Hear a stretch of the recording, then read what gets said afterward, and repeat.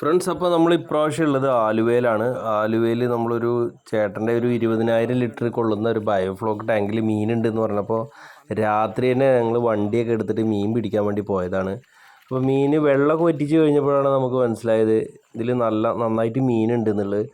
ആദ്യം വിചാരിച്ച് ഞങ്ങളൊരു 100-150 കിലോനൊക്കെ മീൻ ഉണ്ടാവുള്ളൂ എന്ന് വിചാരിച്ചു. പക്ഷേ നോക്കുന്ന സമയത്ത് നമുക്ക് വെള്ളം വറ്റിച്ച് നോക്കിയപ്പോൾ 300 കിലോ മത്സ്യത്തിൻ്റെ മുകളിലുണ്ടായിരുന്നു.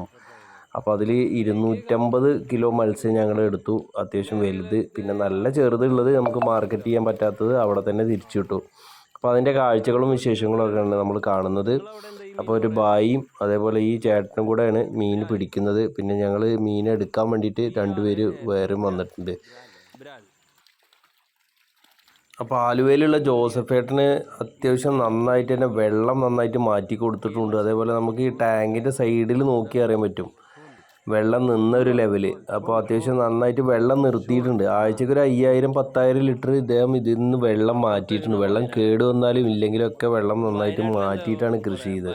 അതുകൊണ്ട് തന്നെ നമുക്കിവിടെ നോക്കി അറിയാൻ പറ്റും മീനൊക്കെ നല്ല സൈസാണ്.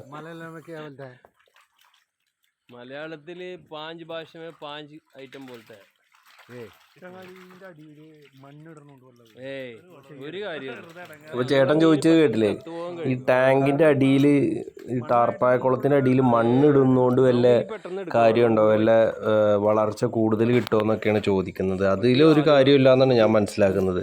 കാരണം മണ്ണിട്ട് കഴിഞ്ഞ് കഴിഞ്ഞാൽ നമ്മൾ ടാങ്കിൻ്റെ അടിയിൽ ഈ മത്സ്യത്തിൻ്റെ തീറ്റയുടെ വേസ്റ്റും ഈ മത്സ്യത്തിൻ്റെ കാഷ്ടം എല്ലാം കൂടെ കടന്ന് വീണ്ടും അമോണിയ ആയി കടന്ന് എല്ലാം കൂടെ ചാവും. അപ്പോൾ അത് നല്ലൊരു ഐഡിയ ആയിട്ട് തോന്നുന്നില്ല.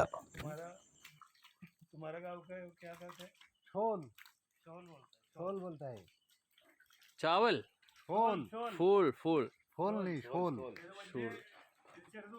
അപ്പോൾ ഇവിടെ ഞങ്ങൾ മീൻ പിടിക്കാൻ വന്ന ആൾക്കാർ എല്ലാവരും പല സ്ഥലത്തിലുള്ള ആൾക്കാർ. അതായത് പാലക്കാട്, ഞാൻ പാലക്കാട്, നമ്മളെ വണ്ടി കൊണ്ടുവന്ന ആൾ വയനാട്, അവിടെ ഉള്ള ആൾ പിടിക്കുന്ന ആൾക്ക് ഒരാൾ തിരുവനന്തപുരം, ഒരാൾ ഹിന്ദിക്കാരൻ, പിന്നെ അവിടുത്തെ ചേട്ടൻ ആലുവക്കാരൻ. അങ്ങനെ പല ആളുകളും പല പേരാണ് ഇതിനെ വിളിക്കുന്നത്. അപ്പോൾ ഹിന്ദിയിൽ പറയുന്ന ഹിന്ദിക്കാരൻ അവരെ കൊൽക്കത്ത ലാംഗ്വേജിൽ എന്തോ ഫൂൾന്നൊക്കെയാണ് ഈ മീനിനെ പറയുന്നത്. ശരിക്ക് അതിൻ്റെ ഒരു നമുക്ക് അവൻ പറയുന്നത് ശരിക്കും മനസ്സിലാവുന്നില്ല.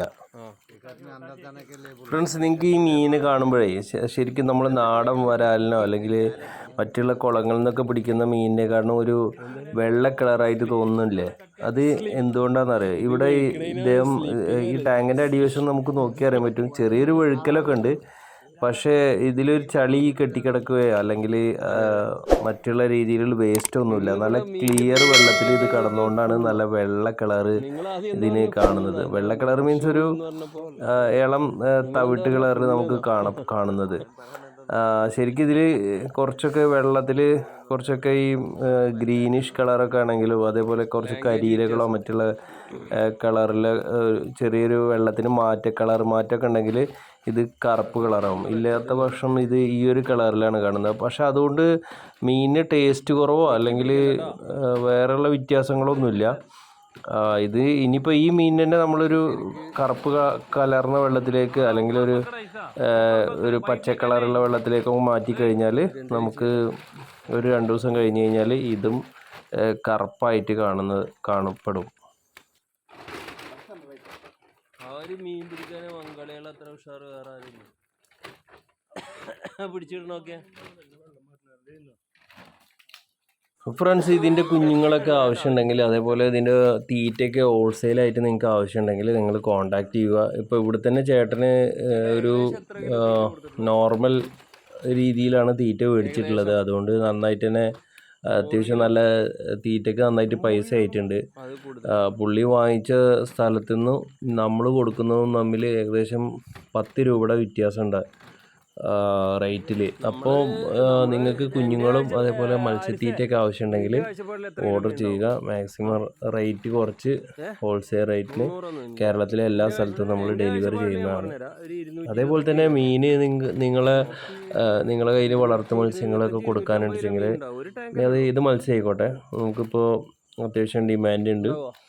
അപ്പോൾ വാള, വരാലോ, അങ്ങനെ വേറെ ഏത് മത്സ്യങ്ങളായിക്കോട്ടെ നിങ്ങൾക്ക് നിങ്ങളുടെ കയ്യിൽ കൊടുക്കാനുണ്ടെങ്കിൽ കോൺടാക്റ്റ് ചെയ്യുക. കോൺടാക്ട് നമ്പർ ഇവിടെ താഴെ കൊടുക്കുന്നുണ്ട്. തീറ്റ നിങ്ങൾ ഒരു 5 ചാക്ക് 10 ചാക്ക് ഇറക്കിയ ഞാൻ അറിയാം. 1.5 വർഷം വരെ ഒന്നും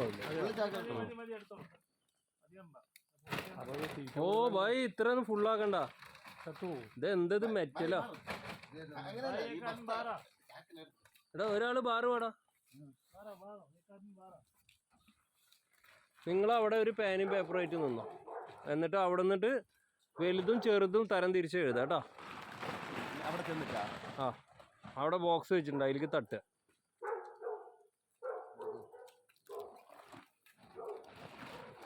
അയ്യോ ഇത്രയൊന്നും നടക്കരുത് കേട്ടോ, അടി കിടക്കണ ചത്തു. ഇതിന്റെ ഒരു ചാക്കും കൂടി കൊടുത്തേക്ക് ചേട്ടാ. ഇതാ കുറേശ്ശെ കുറേശ്ശെ നിറച്ചാൽ മതി. ബായി വരുമ്പോഴത്തേനെ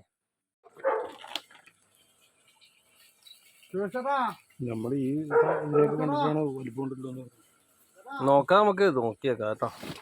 ഇടല്ലേ? ഏതാ ഇടണ്ടേ കുട്ടിയെ? വലുതായിടണ്ടേ? അപ്പോ ഒരു ചെയറെന്തേലും കിട്ടണേ.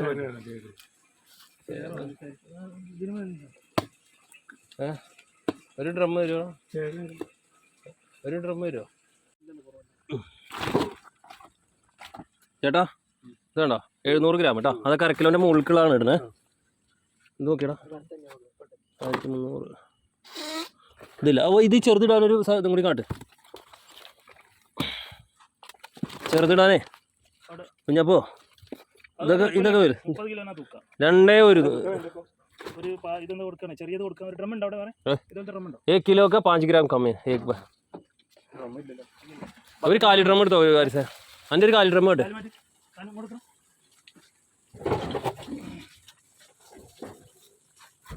Thank you. ഇതൊന്നും എടുക്കാനും പ്രയാസം. ഇതൊക്കെ ഉണ്ടാവില്ല.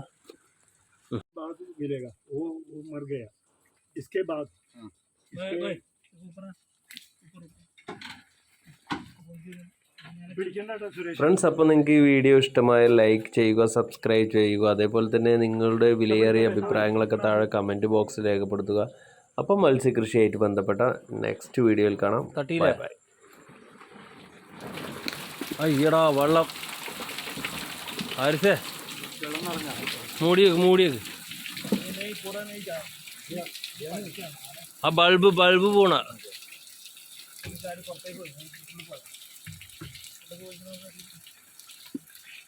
भाई हाँ इधर रखो. 0 करेगा फिर वो 0 मार.